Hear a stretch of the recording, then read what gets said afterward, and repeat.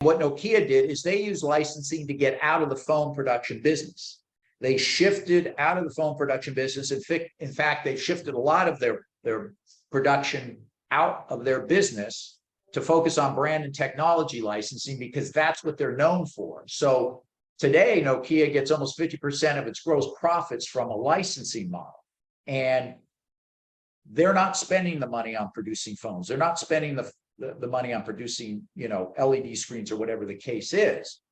They recognize that where their real value is in their intellectual property assets, and that if they focus on them, if they use an IP management strategy, if they use licensing, they can reduce their overhead, they can reduce their sunk costs, they can improve the overall profitability of the business, and they can generate revenue that at a higher gross margin, profit margin, than they were trying to produce the products themselves. And this is the same thing you can do. And again, as Toussaint pointed out, it doesn't matter, small, mid-sized, large business.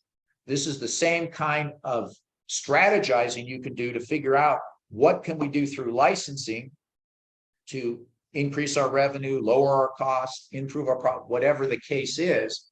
This is a prime example.